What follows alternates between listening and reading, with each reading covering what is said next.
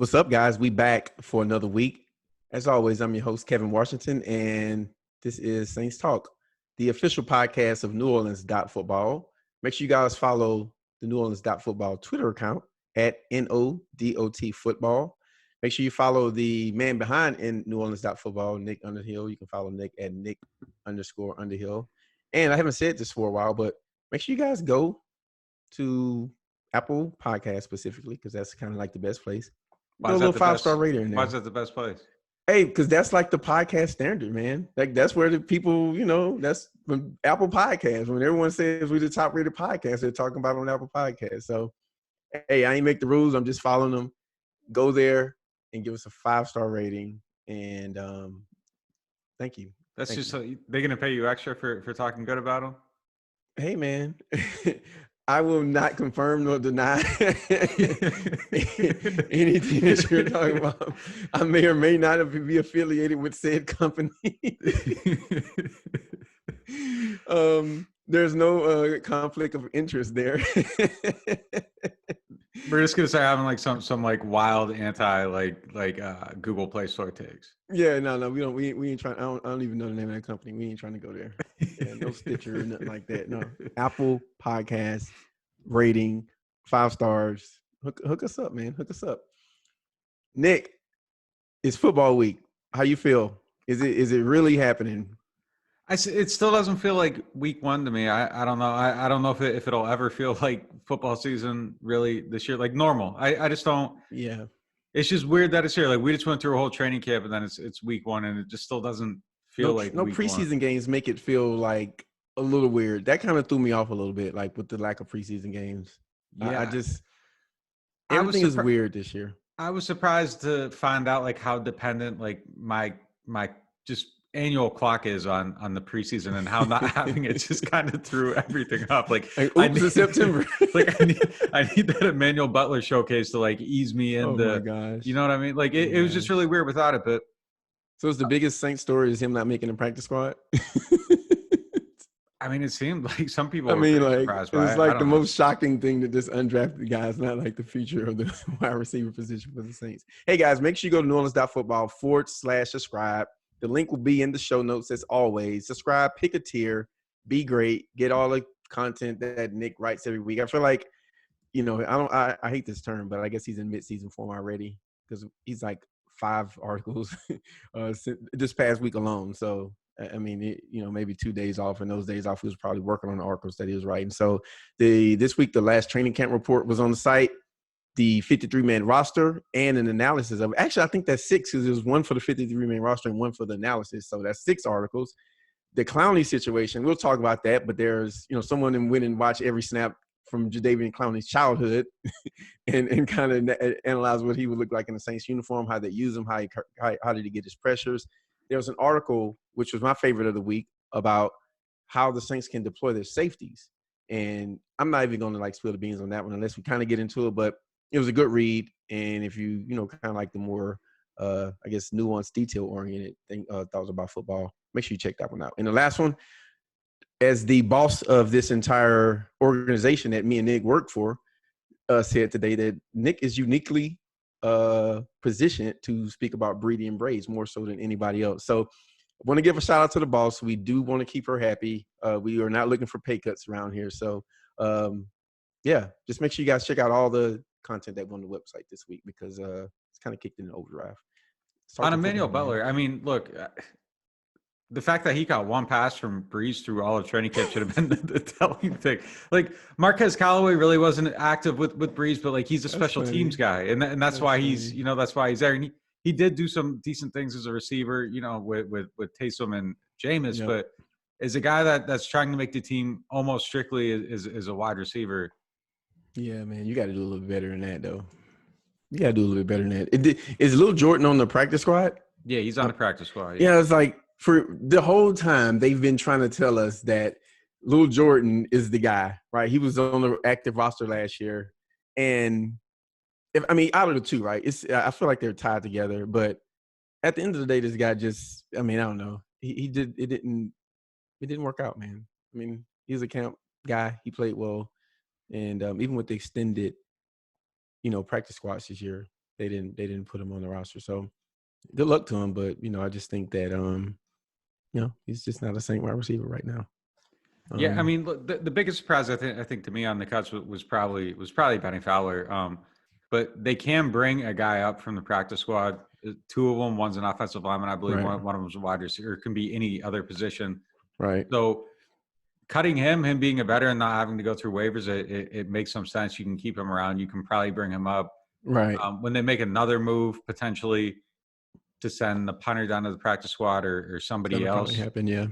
Peyton spoke about that during his presser. Like, hey, man, this thing is a moving target.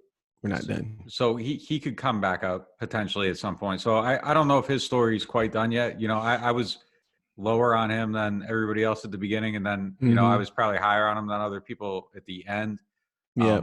But, I kind of felt like it was a little bit of a roller coaster for him. And, I do think that he can contribute to some degree. He's not going to be, ahead of Traquan Smith or anybody else, but he could be a useful play for him at some point. Yeah. So just real quick before I get into some of the other topics, what was your biggest guy that you thought you hit on with training camp this year? And then in reverse, who's the guy that you feel like, dang, I missed that one? It's the same guy on both.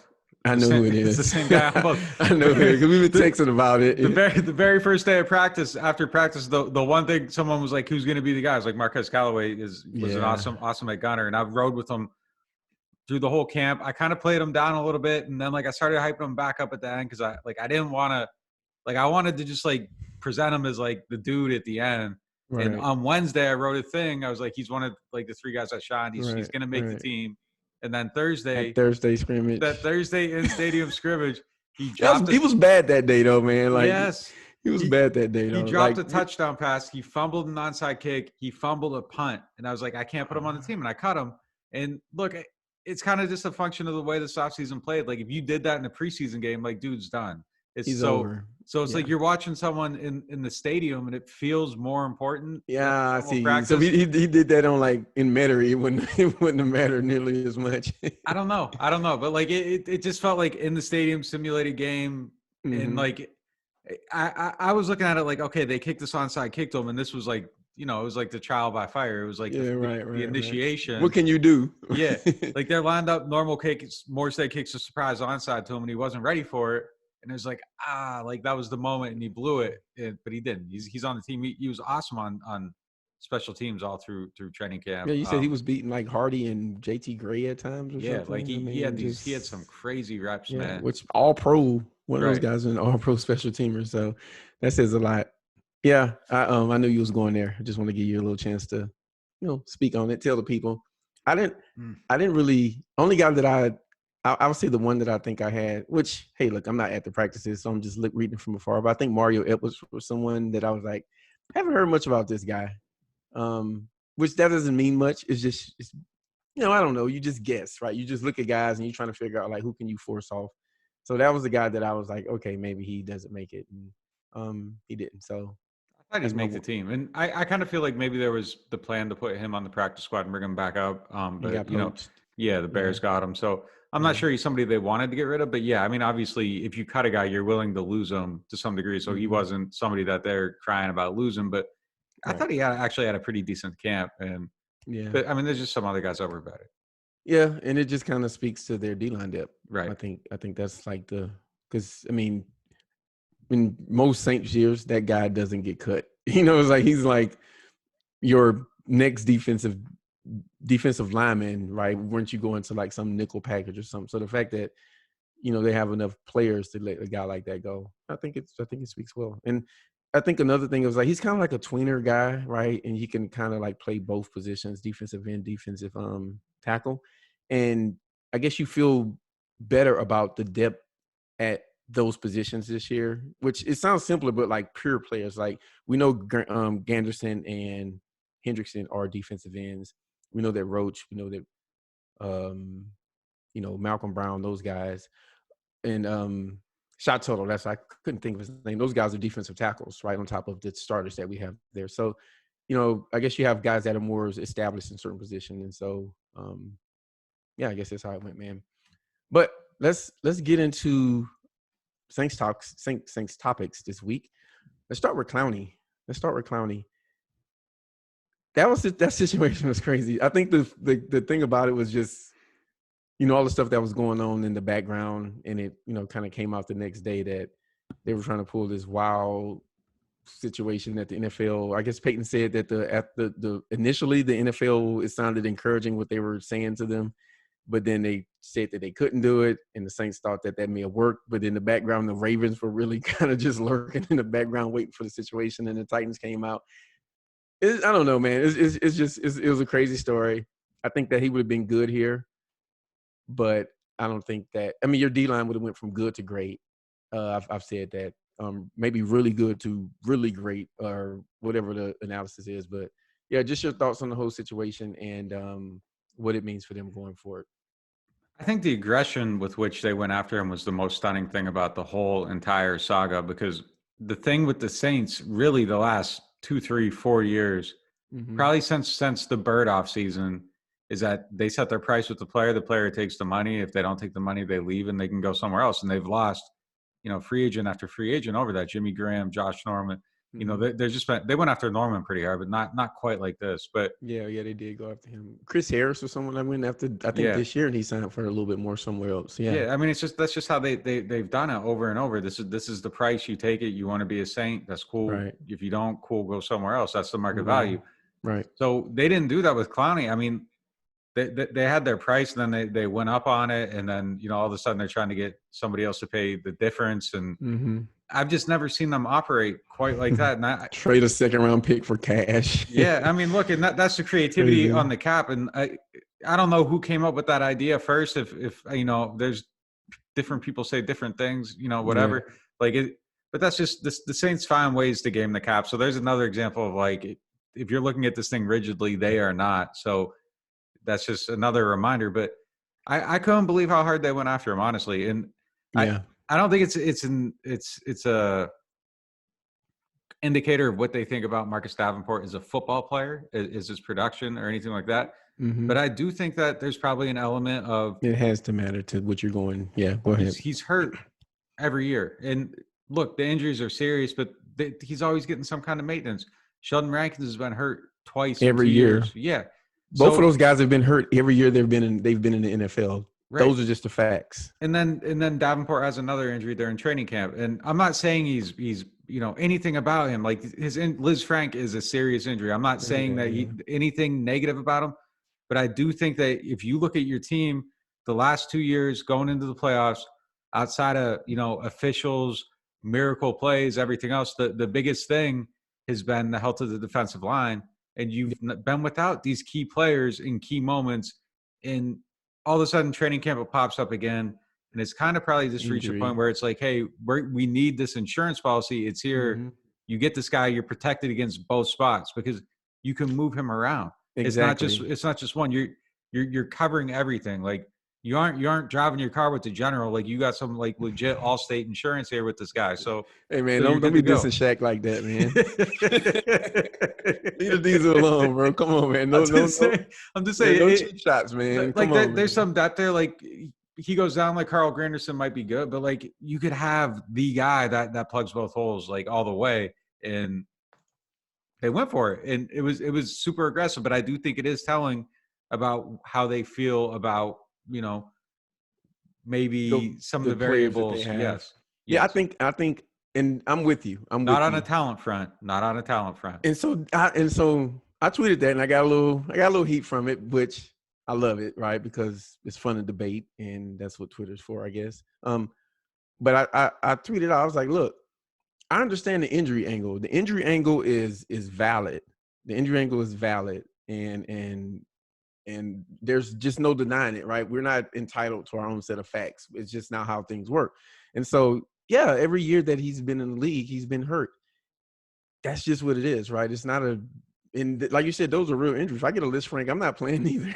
I don't blame the guy, right? But that's just certain guys are injury prone. And I think you can probably pin it a little bit on Rankins too. I think it's both of them, probably more so Davenport than just to interject real quick, I see injury prone just has such a negative connotation to it though. Like it's not like muscle. Like he had a toe thing, and then the Liz Frank, those are both very legit. Yeah. Rankins had a deformity in his body. Like, that's not something you can control. These aren't like injuries that you can like just play through. And I think that's important to state. But the fact is, like you said, there's constant something. It's always again, it's not these guys' fault. I get, I'm not blaming the guy for maybe his parents got together and the genetic structure decided that your heel was going to be a little different. I don't know, right? I'm not a doctor, but as a team with that information, you can't just ignore it, right? The facts are Rankins has been in the league. This is his 5th year and he's been hurt every year, right? Davenport, this is year 3, hurt. So yeah, it makes sense to go get a guy like Clowney who can rush inside, who can rush outside, who, if you add him to your team, he doesn't take away from what you already have. He just adds to it. So you get insurance from having an injury. If one of your guys go down, you feel good about this player. And then you get someone who can basically turn you to the most dominant pass rush in the NFL, right? So I do get it. It was a win-win. And I think it makes sense because I'll say last year, and Rankins was never himself. He was never himself. That's just a fact. But when Davenport and Cam Jordan were on the field, Saints had a really good pass rush. And you can just go look at the guy play, right? I'm not calling this a fact because this is an opinion thing, but I just think the film would support that he is a really good pass rusher. And he kind of held the key to the defense last year with his health. So the minute that he went out, things went south. Right now, this year, you can maybe feel a little bit better because Rankins may be back. Right, he may or may not be back. So maybe if one of those guys are on the field, you can maybe sustain some level of defense. I'm not really sure what Rankin's status is, but yeah, it's just risky going into the season with those two guys. That's probably the tie for the second, number 1 and 1A, the biggest concern I have on this team right now. And so I'm rambling, but it makes sense. But I definitely don't think it has anything to do with Davenport's play when he's on the field. I just think it has to do with something. I just think it has to do with him not being able to stay on the field. Yeah, I mean, there's just a factual based conversation here about him as a pass rusher, and going outside of that and trying to say he's no good is just not a factual. Like, you can't support that with anything. The only thing I would say about him is that he's a collector in like specific games, and there are like variations in his game where there's a lot of production in single games. But I don't think that's rare to anybody. I think certain guys get matchups that they can dominate. They figure somebody out, and then it happens. So I'm not even sure that that's a knock on him. I just think a lot of pass rushers have that same thing. You'd be taking a lot of guys out of the league in that case. But yeah, go ahead. My bad. You would just like to see maybe those clusters happen maybe a couple of times more per season. But that's the case with him. He was drafted as that, and I think coming into year 3 is where you want to see it all come together. And I think he is primed to make that happen.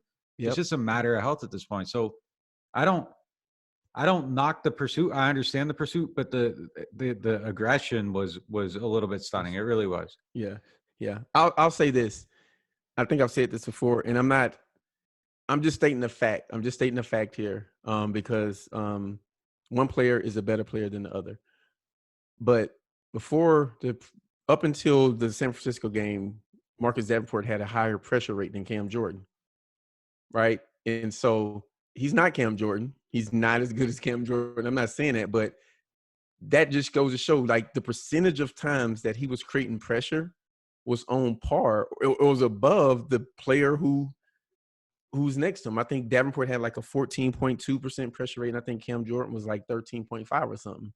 And again, he's not Cam Jordan. Cam Jordan plays more snaps. He's better against the run. He's all pro. I mean, he's probably twice as good as Davenport. But I'm just saying, like, we can't really say that this guy's not a good pass rusher. I mean, maybe he won't be this year, but last year he was. So, but yeah, it would have been nice to see Clowney in the Saints uniform. It would have been really fun to watch that defensive line. I won't lie. I would have been like glued to the defensive line the whole game. But Granderson had a good camp, so you hope that he's someone who can, do some things. And I think they'll be pretty creative with their pressures this year too, regardless. I mean, Nick wrote an article about safeties. Go read it because they give you some insight there. Let's move on. Alvin Kamara, give us the latest and greatest there, and then we'll kind of get into some details about it. What's the update on this contract situation, and what do you think about it going forward, I guess? I hate talking about this because I feel like anything can happen with it because we saw a lot ready happen with it. I was ready for Clowney to sign or not sign, and I'm ready for this Kamara contract to happen so we can just move the heck on, man. But go ahead. I think it's on the horizon, but I don't know, man. I don't know. Like it's I thought it was close before, and then it went crazy. It's closer now than I thought it was. I've been on the ready. Like I'm looking every couple minutes. Like it feels like it's night. I feel like it's super close. But we'll see. Like anything can happen with this thing. But I like if I had to bet today, I would bet on it getting done. Like I think every sign points towards that. With again the huge caveat that like the whole thing went haywire once before. Yeah. It got crazy quick. It went from like 0 to it got crazy so quick. Well, I'll say this: Nas gave us an album on time this year, so maybe come on, man. That's just so unnecessary. No, I'm just saying. You can get it or not get it, right? But it came, and the album's good, so maybe the contract will come. I'm just saying 2020 is full of surprises, man. You never know. I had to throw that in there. Like that was just why is he catching a drop by here? Like, this is absurd. Yeah, he did catch a stray. Well, listen, man, we love Nas. My neighbor was like, "Hey, man, did you hear that new Nas?" I was like, "Yeah, don't make me go there." It's a good album. All right, but anyway, I don't know. Like I said, I'm ready for the contract to be done. I'm interested to see what the numbers are going to be. How close is he to that McCaffrey $16 million number? I don't know. Did they agree that McCaffrey number was 16 or 15? However you look at it, I don't. I remember you wrote about that. You guys again go to the website. There's an article about that. Search Alvin Kamara and you'll find it. But yeah, I'm not sure that was ever settled. Okay, it's probably why the contract not done with. But yeah. Of course, the Saints wanting to do, one team, one camp wanting to be the one thing, and then the other camp wants it to be another. But yeah, it'd be good when this situation is done. But I'm of the opinion that I don't believe in the running back conversation. Like you don't play running backs because I feel like it's spoken like it's a monolith or something. Like all running backs are the same, and I just think that guys who affect the pass game have their values are a little bit different. I would, like Derrick Henry is someone I could say, like, if I was a GM, I'm not saying I wouldn't sign him, but I would think twice about it. I understand what the Titans did, but he's someone I would say, okay, man, can I find another guy like this? I don't see a lot of Kamaras. There's just not another one. He's the only one. He's a one of one, right? And so I understand them paying a guy like him because he affects the game in so many different ways. So I don't know, man. I'll just be glad when this contract is done. I don't think we got anything else on Kamara. I kind of want to get into the Bucs preview. That's the most exciting, the most fun part of this podcast. So let's get into it. So football's this Sunday, and it just feels good saying that. And I had a couple of people ask me if we're doing a Bucs preview. And so, yeah, I said, maybe we're gonna make sure you guys get what you want to hear. So let's start off with it. High level. Let's start on the offensive side of the ball for the Bucs in the defensive side for the Bucs. Like, if you're the Saints, how do you approach trying to stop Brady in the offense that you really don't have a lot of intel on him on? I know, again, guys, you make sure you go to the website, check it out. Nick spoke about just how when you blitz Brady, certain things happen. If you don't, other things happen. I'm not going to give away the goods, but like, how would you approach defending Brady if you were the Saints defense? I think the main thing is that I would try to make him throw outside the numbers. You want to try to take away the middle of the field a little bit because that's kind of where he lives. He's going to hit those passes outside the numbers out to about 10 yards. If you can take, I don't know how you squeeze the middle and the lower portion of the field, tricky. But if you can do it and you make him, have to throw passes 10 yards down the field outside the numbers, it's not going to go very well for him. So, that's just not something that he's done very well. And I'm curious to see how that translates with their personnel because they have guys that can get down the field. And I don't know. Right. We'll see how much he can take advantage of them.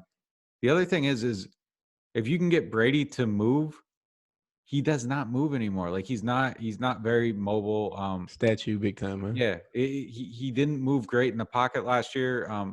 When he got knocked off his spot, I would bet if like somebody, went through and did it, like I would bet he was probably 30% passing when he got moved off his spot last year. It was not good. Wow. Okay. And he used to be a guy that would eviscerate teams when they blitzed him. That's not the case anymore. Like he just didn't do that last year. And it's probably been about, I don't know, 3 years since he's been really good against the blitz. Like that's just been kind of on a downward trend. Yeah. And the lack of mobility and all that stuff, I think, kind of goes into that a little bit. He's not going to buy himself more time. So yeah, I see. He's an older quarterback, and there's a lot of things about him that make him an older quarterback. There's these hallmarks there. So it's just, if you can pressure him a little bit, you take away the middle of the field. You let and you can pack the middle of the field, and if you got two guys that can press on the outside, you're going to take away those first 10 yards. So right. I mean, that's how I would go about it. So another question for you, which is it's impossible to answer, but let's just give it a try. How much of his play last year do you think was attributed to decline, and how much do you think was attributed to having terrible skill position players? Right, guys who couldn't get open, guys who couldn't create separation. You got Sanu. They signed him to kind of try to beef up what they had. They ended up releasing him, and you gave away a second, which is like crazy. Those guys in their draft picks, man. It just, that's weird. Edelman obviously good. Harry, never was a fan. He couldn't separate in college. He's not going to be able to separate in the NFL. So, lack of weapons. Like, how much do you think was attributed to that, and how much do you think was actually him as a quarterback? I mean, I think it's a little bit of both. I think it's a little disingenuous to say that there was a complete lack of weapons, though, because they put players around him. You trade a second-round pick for somebody and it doesn't work out. Like I don't know if that's a lack. Like he was doing well in Atlanta before. He did get hurt. There was an ankle thing. Harry's supposedly playing well with Cam Newton, so I don't know. We'll see how that goes there. Yeah. Look, I mean, the way he approached that whole coming together, the relationship, like it wasn't like a fostering environment, and it never has been with him. And I don't know if that's might have changed in Tampa Bay, but that falls on him as well. Like if you can't get somebody up to speed, we see Brees bring guys up to speed, even if it takes into week 10, because he to Denver to go see he goes to them. Right. I mean, and look, there's some of that with Brady too, but I mean, like even during the season, like Brees will continue working on a something that is not working because he knows it'll pay off in January, February. Whereas you got that new Ring doorbell on. Yeah, they got me a little bit, man. Welcome to the club, man. But yeah, so some of that's on him too. I don't know. It's just I don't think it was Julian Edelman still there. Like people in New England will argue that he's a Hall of Famer. So yeah, that's an interesting discussion there too. But yeah, it is. Like there's a playoff element to that where you could make a case. For like regular season, no way. It's not happening. Yeah, he's like the Robert Horry of the NFL. It's just like so they were hurting. They're hurting a little bit on the weaponry, but I just don't think it's like this whole like he had nobody. Like he had James White, he had Julian Edelman. I think everybody in the world agrees on them. Yeah, I follow you. I'm interested to see like. This is a reduced offseason, right? So you got a quarterback who, like you said, traditionally like Ocho Cinco went there and was like, man, look, like this guy's like, he's one of the better receivers in the NFL, and he just couldn't pick up. And I think he was at the tail end of his career, but like he just couldn't figure it out. Right now, was it that system? How much was it Josh McDaniels? How much was it Bill Belichick? How much was it Tom Brady? I guess we'll find out, but it takes time for him to build rapport with these guys, like you said. I mean, and he's had like, again, no OTAs, no mini camp, no preseason games to test out some things against different defenses. So, yeah, I think it's a question mark. I don't think there's no guarantee. I think same thing with Drew Brees. If you put Drew Brees, say on some other team, yeah, you would have to question his ability to get up to speed with his new weapons. We did the same thing with Emmanuel Sanders, and I think that's still to be determined on some level, even though, you think he's going to be good to a certain point. So yeah, I think it's a fair question to ask. And you got a coach who, his system is pretty different from what he's used to. So that's a lot of change. I can see if he brought Josh McDaniels to Tampa with him, with Edelman and Gronk, and then these new weapons. Okay, yeah, but it's like everything is new weapons, new coach, new city, new scheme, all this stuff. So yeah, it's a fair question to ask, especially a guy who's been playing for the Patriots for 20 years or something like that. So yeah, but yeah, we'll see. I mean, look, that system is different, but the thing is that I think it's overstated a little bit is that it's not like every route on every play is, pointing straight down the field. Like there's a deep route and you still have the latitude to not throw that deep ball and you can throw underneath to something else. And you kind of saw that with the differences between Jameis and Drew during camp here. Like they'd run the same concept. Drew's hitting the underneath route. Jameis is trying to go down the field. So it's a mentality. Baby. Yeah, it's a mentality. Your arm is going to determine it. So there are different approaches within that. I think that somebody could operate Arian's system and still play it safe at the same time, and you could have the marriage of the two things. Yeah, like that. I think the thing that, and speak to this, I think the thing that I was speaking to specifically was like Arians just doesn't believe in tight ends, right? Yeah, and then you got Gronk, Cameron Brate, and you got OJ Howard. So that's my thinking. Is like, all right, who's making the adjustment here? And obviously they were working on that. This is Arians is a smart coach, right?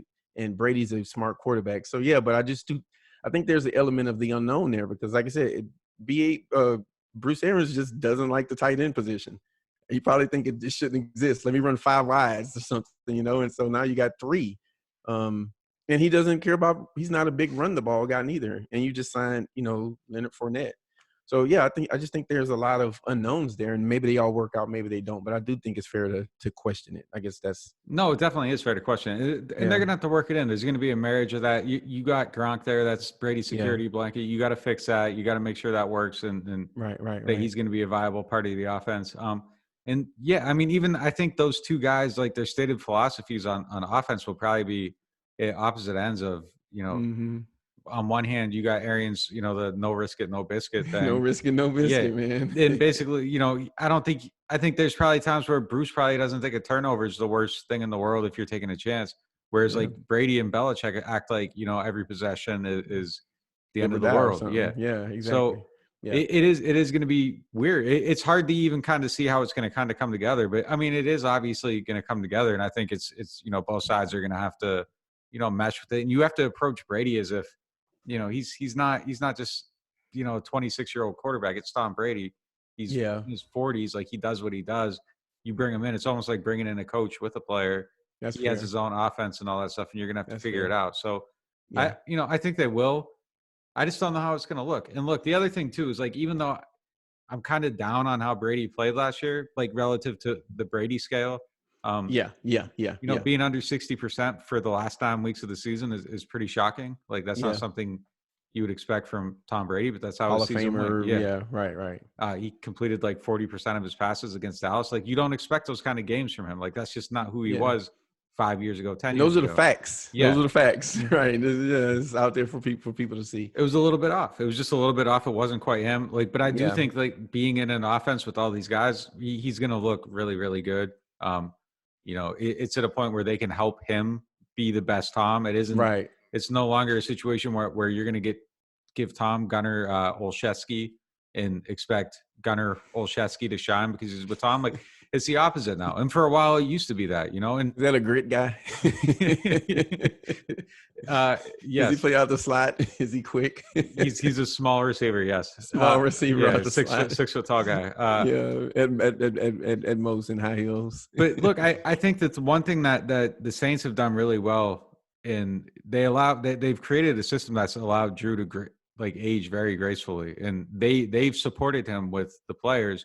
And New England didn't do that for Tom. Like it was you're 42, you take and if I was him, I'd be as frustrated as anybody. Like you're playing your whole career for less money, and then when you need the help, there's no help. Like that would have just been And look, they tried. They got him Antonio Brown. It didn't, work out for 800 million different reasons. They traded for Sanu, but like first round rookie wide receiver they drafted. Yeah, I mean, but they came into camp with they could have done something before that season. Just from Brady's perspective, like even though there was an effort there, if I was him, I'd just kind of be like, man, like you guys should have been doing more for me here. Yeah, that's fair. That's fair. I'll say this. I think the real reason why he wanted to get up out of here because Bill Belichick wasn't letting him on social media. He's like the IG. Bill was doing everybody a favor, man. His IG posts about like these little camp stories, like where he's writing letters to mom and dad, like it's kind of square. But then Bill did the Subway commercial, so it was like, who's blocking who? Bill's like, take your corny ass off. Hey, I'm still waiting for the Bill Belichick reality show. That's all I want. Like, I don't watch TV really other than sports, but I'm tuning in I'm watching every episode, man. I just want to see him just sit in the room with his dog and like, I just want to see him do stuff, man. Like just the whole draft thing with him, just everyone got this crazy draft from him. He got like one computer there trolling everybody. He's just a funny dude, man. I just want to see him like eat macaroni or something. Like in the other room, like he was in the other room when they caught the dog sitting in the chair. The other room, he probably had like 19 computers. Exactly. Set up. Yeah. Exactly. Probably got like the whole page. He has like a NASA scientist in there. Oh man. All right. So just with the Saints defense on offense,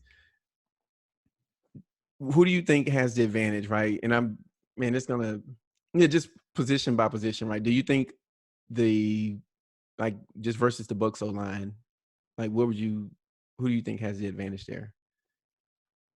They've reinforced a little bit, but I got to go with the Saints until I see what some of these guys can do. Like I don't think the Bucs O-line is nearly as bad as it was. Like they've made a pretty good effort there. They drafted they got Wirfs, right? So they got the rookie. Yeah, I think he graded out pretty well. I didn't watch his college, so I don't want to get too much. But yeah, I just think you got Cam Jordan going against a rookie offensive tackle. Right. I think Donovan Smith, he's a pretty good player, but I think that I think Cam and Davenport had their way with him last year. I remember Davenport was like ridiculous against whoever the Bucs had playing on the right tackle that year. He was like this long arm pass rush move where I thought Davenport was like the second coming at that point. Like he was ridiculous against the Bucs. I think it was the game in Tampa too. I mean, he was like crazy good that game. We'll see with the inside. I'm not sure. I know the center is pretty good. I think it's Jansen or something like that. I forget his name. I should have looked it up. He's pretty good. So, I do think you got to give the advantage to the Saints pass rushers. The matchup that I'm most interested in is Godwin and Mike Evans versus Jack Rabbit and Marshawn Lattimore. I think Lattimore has a history of playing really well against Mike Evans, right? Let's just call it like it is. Now maybe something's different. You got Brady there. Winston is not there anymore, but I think historically, other than that one game, I think it was 2018. 18. Yeah, that was a good look. But yeah, he's had success against him. And then, you look at Jack Rabbit against I don't know who's gonna be on who, but you feel like those are gonna be like critical matchups on the outside.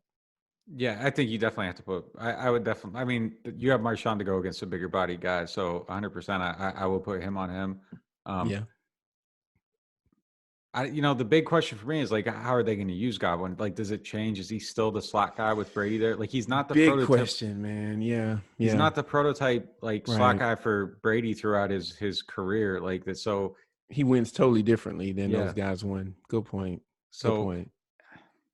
I don't know. Like that's going to be one of the things you're going to see week one, and kind of have to adjust to on the fly if it happens. Yeah. So, I don't know, man. It's tough. Like you're playing like it's a tough game to game plan for because you really don't know what they're going to do in some of these aspects, and you can't just go sides. I don't think because he's so good against Evans, but could you affix like? Can CD Deuce cover him out of the slot the whole game? Like, that's a tough matchup for him too. So do you have Janoris just follow him in there? I would have Janoris follow because Janoris is quick, man. I would have Janoris follow him. If he's in the slot, I'm saying Janoris go get him, or I'm bracketing him because if you're in the slot, then I mean, if you put Godwin in the slot, then who's gonna play on the outside? I mean, you got Evans on the outside on one side. Who's your other outside receiver? I have no idea. Like I know they like the Scotty Miller guy. Like he's been getting a lot of hype. So Right. Last year's third round pick or something like that, or was he? Maybe he's the guy from this year. I forget, but I remember hearing something about him. Yeah, I just don't know how you. I just want to see how that offense is run because Godwin was a killer in the slot, right? But he played outside some too, right? I'm not taking that from him, but I don't know how you approach it, right? Part of me is saying the Saints are at a disadvantage because they don't know what to expect from this Bucs offense. On the flip side, the Bucs offense hasn't seen any other defenses other than the Bucs. They are probably still trying to figure some things out because I don't see how you can't be trying to figure things out with a new quarterback, a bunch of new weapons, new running back that you just got. Maybe you're not catching them at their best. So I could make a case for it either way, but I think defensively, if you're the Saints, you have to feel somewhat good about your ability to match up with these guys just based on your talent. And I think the Saints have to feel that about every offense that they play. So, maybe that'll be the theme all season, health pending. But, yeah, I'm not making a stand on anything because it's just too many unknowns in this game. And, but, yeah, I just – it's an interesting game, man. It kind of would have been fun to see the Bucs play a couple of weeks before the Saints got them. But, hey, man, Brady versus Braves week 1, NFL couldn't resist it. So, yeah, I mean, it might take a couple series to kind of figure out what they're doing, where they're putting everybody. But I think after that, once you got the picture, you can settle in. I mean, it's a veteran defense at this point, which is kind of crazy because like I keep thinking about like these guys like they're young guys, but like really the secondary is at the point now where they've been around long enough that they're battle tested and that's a good point. They're ready to make like they aren't going to be rattled. Just because something happens that's unexpected. That's I think they can lock it and fix it pretty quick. Yeah. And at the end of the day, I think, regardless of what happens, I think you have to, if you're the Saints, like your defense, you have to think that your defensive line is going to be a factor in this game. Right. Oh, yeah. I just think that at the end of the day, no, regardless of what happens on the outside, right? If, Davenport is healthy and he's playing and Cam Jordan is on the field and, I don't know what we're going to get out of rankings, but if he decides to like not get hurt this year, which I'm, being, obviously you don't decide that, but I think that can nullify pretty much a lot of different things because, again, if you can just give those guys an extra second rushing the passer, then you got to feel good about it. So, all right, other side of the ball, how do you feel about the Bucs defense? So I feel like they have a lot of guys that could be really good, but have not been as good as they should have been recently. Yeah. Okay. All right. We're on the same page. Go ahead. Yeah. Run with that. Like they got Sue, they got Pierre-Paul, Vita Vea. All those guys are known names. I think Vita Vea is a known name, right? Like that's not. I guess he was picked high, but he hasn't made much. But I don't know, big 330-pound pass rusher. Yeah, he's solid at what he does. He's definitely solid at what he does. But I just feel like they have a lot of guys that should be better than they have been. I think if a lot of things go right for them, they have the pieces there to have a good defense. And, I could see it happening for them, but, just so far, just recently, some of these guys just haven't lived up to what they should have been. So, I don't know. I could see some ways that they make it a little bit tough, but I think the Saints offense should, and I think in most areas here, I don't really see where you would give Tampa Bay an advantage over the Saints offense on that side of the ball. Like they got decent corners, they got a decent defensive line. The offensive line, if Ruiz, we'll see. I don't even know if that matters that much in week 1. Easton's, going to be able to go in there and do a pretty good job. So I think the Saints O-line should be able to handle their D-line. I think the receivers should be able to get open against Davis and Dean. So I don't know. I don't see – I think the Saints should be able to score points pretty easily, in this game. Like I don't see a ton of resistance here. And if they need to score 30, I think they can probably find a way to get to 30 in this game. Yeah. Yeah, I'm with you. I think the one thing that I would look at with this game is the Bucs are really good at stopping the run. Like really, really, really good at stopping the run. Like it's really hard to run against them. Last year the Saints, I think the Bucs had the number 1 and number 2 run defense in the NFL last year. And there's no reason to think that, that won't be the case this year. But, JPP's he's always been more of a run stuffer. Sue, the same way. Via, he's a big guy, and then you got the Barry kid who maybe had a good year last year. So yeah, but healthy Alvin's the hardest tackle in the NFL. That's true. That's a good point. I'll say this though. I don't think Sean's going to force the run.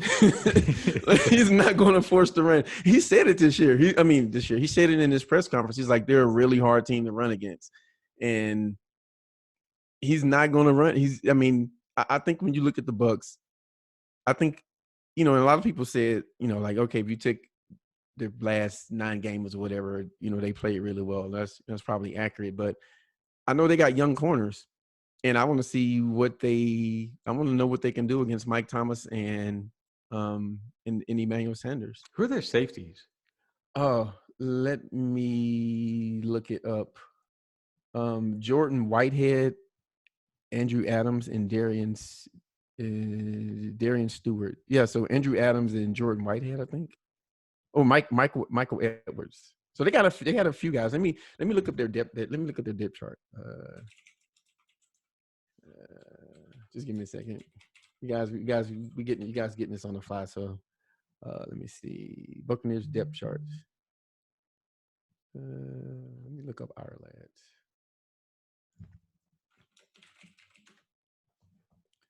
All right, here we go. So safeties. Yeah, Jordan Whitehead is there. Oh, and then they did draft the kid, the Wingfield Jr. They drafted him this year from Minnesota. I think his dad. What did he play college? Yeah, Minnesota. He played college in Minnesota. So he's a smaller cornerback, but his dad was a good player. So he's probably gonna be starting. And then Jordan Whitehead was the other one. And then their backup corners are Mike Edwards and Andrew Adams. Yeah, so you got to try all of them. I need to know what they can do. Cornerback, they got the Bunting kid, and then the other one is Carlton Davis. So yeah, I want to know who's guarding Mike Thomas. I want to know who's going to guard Emmanuel Sanders. I want to know who's going to guard Jared Cook. Right? As good as Avonte David is, I want him. I trust Kamara. Yeah, I'm not trying to run the ball against this team. I'm just I'm not. I don't fear their pass rush really that much. Even though they got some names there. JPP's not who he used to be. He was never like a dominant pass rush guy anyway, but he had his moments. Sue, he's not that guy anymore. I'm just looking at their depth, their depth chart. Vita, he's not someone who they got an engulfing interior defensive line. Yeah, it's just big dudes who just they're just sucking the oxygen out of everything. Yeah, they're just hard to move. Yeah, sucking oxygen. But yeah, so like I want to know who's gonna I'll say the only thing is, and tell me how you feel about this.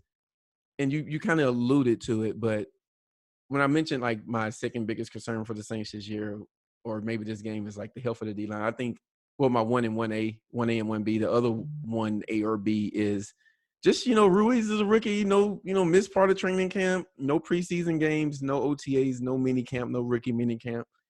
He's got to get, what is he playing? Is he guard? Is he center? He's probably a guard. How does that work out? How do you feel about that situation? I have no idea what he's going to do in this game. I don't know where he's going to play. I don't know how he's going to perform. I think that's really the only question I have, as far as like, I have other questions about how some things are going to work out, but like that is the one unknown. I'm going into this game with no idea really how it's going to play out. And there just simply isn't enough information. And they're going to try to keep that hidden right up until, what time is this game? 3:25? Like, yeah.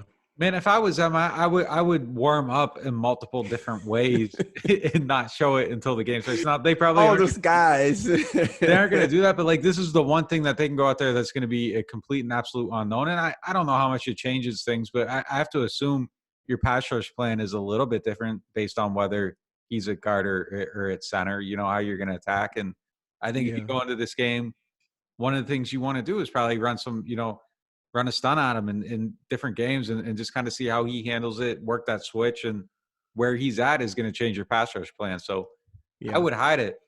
I would come up before the game. If he's playing, I wouldn't even show him. I would put Nick Easton out there. Nick Easton starter. I mean, that's one thing that they can keep. But yeah, I have no idea what he's going to do. I think he'll be solid, but I don't know. I just really haven't seen a whole lot. Yeah, that's fair. That's fair. Yeah, I think, again, if I'm the Saints, I'm just trying not to. I'm not trying to run the. I'm going to attempt to run the ball. You can't ignore the run, but I feel like they're going to hit a few. I feel like Alvin's going to hit a few in this game. Yeah, I just do, man. I think he's the most talented running back in the league, and I do too. He's healthy. I do too. I'm with you. And he broke 37 tackles in 5 games last year, man. Like, that's crazy. Like, you know what I'm like? I just feel like he'll be able to do something. Like, yeah, you got to give him some lanes, though, right? Yeah, he needs a lane. He needs a lane. Yeah, if you give him enough space for 5, he'll get you 9. Like, I would just, I'd run it Pierre Paul or whatever. Like, I would figure something out. I just feel like he's going to break a couple in this game. Yeah. Yeah. I mean, I can see that. I can see that. Saints running game, it feels like it's always been like a little bit like hot and cold, right? They have these games where they run the ball really well. Then they have games where, maybe not so much. So, yeah, we'll see, man. Like I said, I know Peyton he spoke extensively about their ability to stop the run. So I can see him not forcing it, but you definitely want to give it a go. But, if you feel like Alvin is, if Alvin is, again, 100% Alvin is you got to get him the ball, and running the ball is like maybe the easiest way to do that. So, yeah, I can see what you're saying. But again, I'm more worried about the offense in the running game than I am about the pass. And I think you can be okay in the pass game for the most part. There's only so many stunts you can do. This is week 1, so how much are you going to put in the game plan? There's no preseason. We'll see. The best teams are probably not having a super complex game plan. They probably, you just narrow it down and just execute. So, yeah, we'll see how it goes. All right. How many passes over 20 yards does Drew Brees complete this game? When are we going to kill the arm discussion? Kill it? Yeah, I mean, well, I'm just joking about it, right? I mean, the first 20-yard pass, that looks good. I'm just, hey, man, the discussion is dead. But realistically, how many passes do you think he completes maybe over 20 yards? Like explosive plays, right? I'll give him 3. Oh. Yeah. Oh. Yeah, I'm going to go 3. That's like 3. More than 2019, ain't it? Whole season on one game. I'm going to give him 3. So you're narrative busting. That's pretty much what that is. Yeah, I'm going 3. Wow. Yep.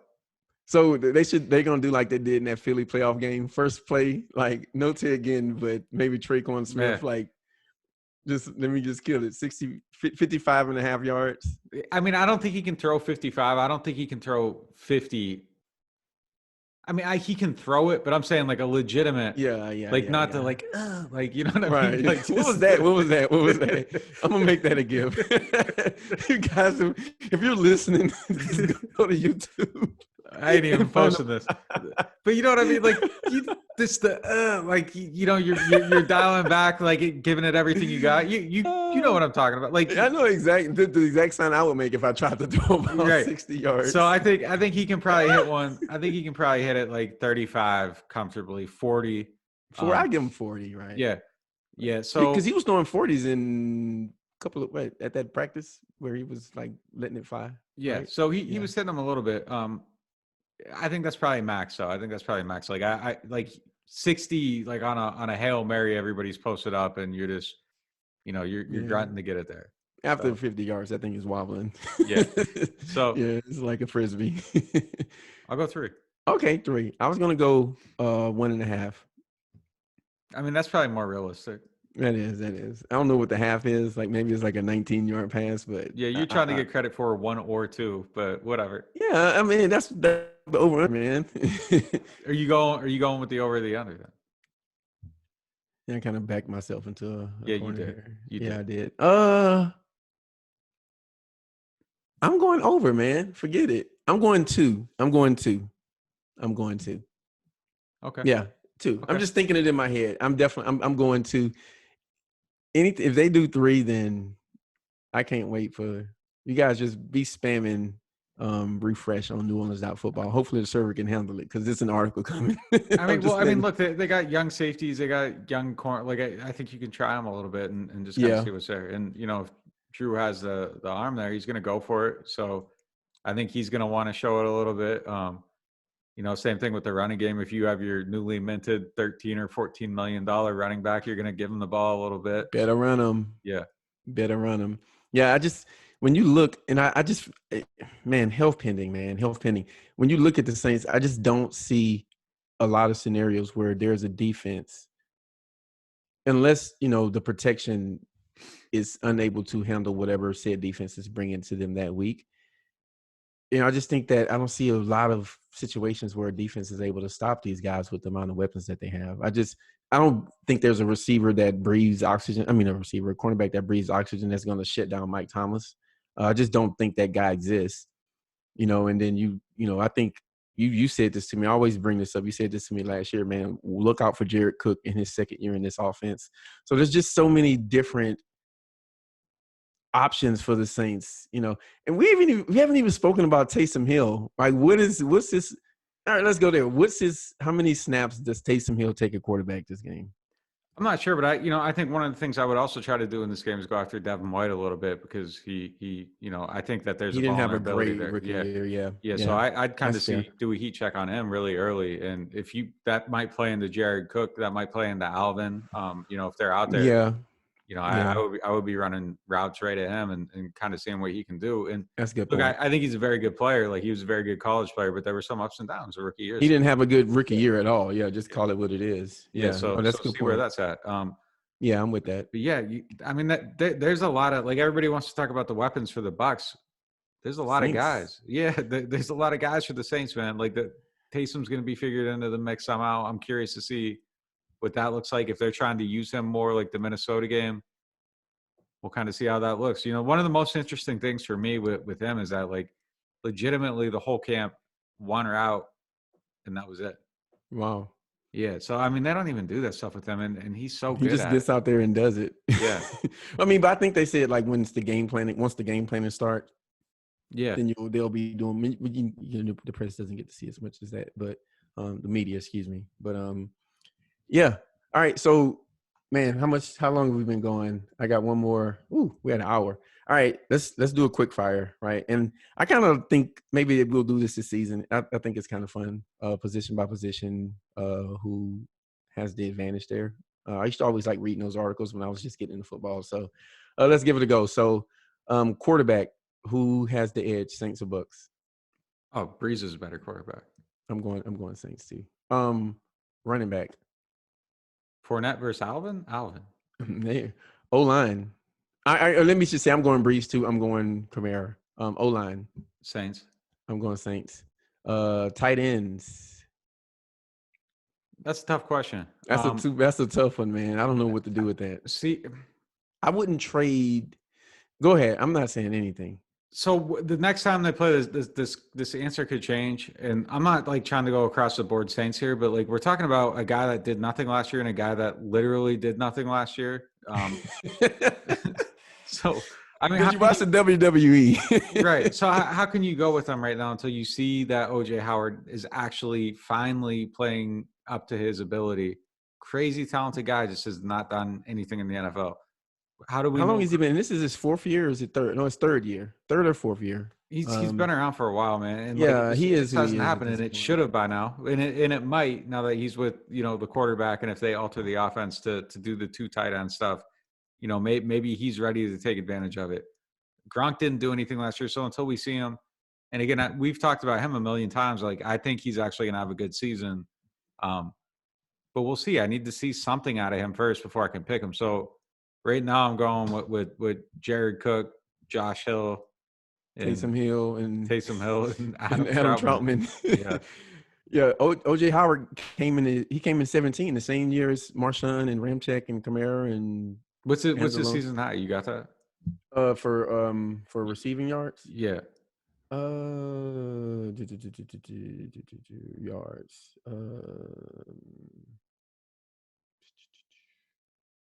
Nope. I'll pull it up though. I'll pull it up in the subsequent conversation. All right, I'm with you. I'm going tight end Saints. Wide receivers. Man. Who you got? That's brutal. It's brutal. I think. Yeah, man. If we're going like guy versus guy, like the Saints have an obvious win, and the Bucs have an obvious win.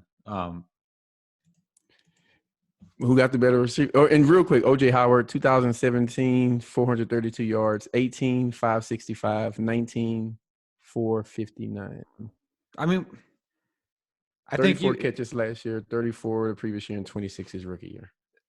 I don't know. Like it's too nuanced to be backed into like a rigid answer. Like overall, I think the Bucs have the better duo, but I would take Mike Thomas and Joe Morgan. Like I don't care. Like I'll get it done with Mike. So yeah, I think that.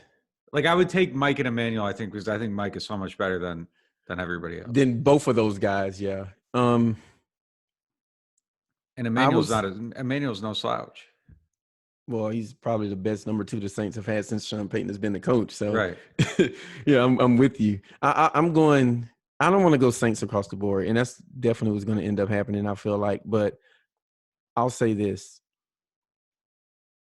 in this specific game, matchup wise, Marshawn Lattimore has shown the ability to erase the number 1 cornerback for the Bucs. Like I think Mike Evans maybe had 0 catches or something one of those games against Lattimore. So, I think maybe 80% of the time Lattimore is pretty much locked that guy away. You could say Jameis Winston, whatever. He was doing good with Winston in the other games. So I don't know how, and I'm talking specifically this matchup. I just think that I do have to go with the Saints with the receiver because, if Marshawn erases Mike Evans, then yeah, everything is on Godwin. And then I just don't know if Bunting and Carlton Davis is going to shut down Mike Thomas, right? So I think it's just logical for you to – I think it's a logical conclusion to come to. And I wouldn't trade – I just think Mike Thomas changes the calculus there. I just don't see how I can see it any other way until proven differently. So, all right, let's keep going. Defensive line. D-line? Who has a better D-line? I know, man. All right, linebacker. I'm D-line. Linebackers, you got the rookie and Levante David against All-Pro and Anzalone and I guess whoever else is Zach Bond and Caden Ellis. I mean, Prime David is a little bit different. He's still extremely good. I gotta go DeMario, man. Like the 1-2 is better. It's just better. I don't think the rookie had a good year. I mean, that's just I just think I don't think the rookie had a good year last year. White, and he just didn't. So when you look at last year's DeMario versus Levante David, I think you go Saints there, and then you look at who you think is going to play better in this game right now, Devin White or Anzalone, for instance. Right? I guess you can have a conversation about that, but I think you can push. I think I can understand that one being a tie, maybe to some people, just based on the potential that the rookie has. But I don't know. I would probably, if I had to make a choice there, I'll probably go Saints. It'd be nice to know, it would have been nice to see Zach Bond practice a little bit more because you could maybe project him a little bit into this defense, and I guess we'll see how that goes. Hopefully he's practicing this week. When does the first practice report come out? Wednesday. Okay. So tomorrow. So when you guys hearing this, we'll begin it. So I don't know. I can understand push there, but I guess if I had to choose one, I go Saints. Corners and safeties, we don't need to go there. Kicker, punter. Yeah. Their one corner's decent, Jamel Dean. He's decent. He's their slot, right? I don't know. I think he might play outside. Okay. He's decent. He's decent. Yeah, but he had a good season. He might be okay this year. We'll see. I just don't know how Lattimore alone changes the calculus. Yeah, I mean, the Saints have two better than, on paper, two that should be better than their one. And CD Deuce was, I mean, if he's your slot, I mean, he's shown it. He was really good last year. He was really good last year. I just don't see how. I just think talent-wise, the Saints are a better team. Listen, the Saints probably have the most talented team in the NFL. I know, this felt ridiculous. So. It's so ridiculous when I'm just trying to think the weakness is. We probably could have went wide receivers for the Bucs. There's an argument for that. They have two of the top 10 guys in the league. Yeah, I would say this: if you ask the average NFL reporter who has better weapons, the Saints or the Bucs, they're going to say the Bucs. Yeah.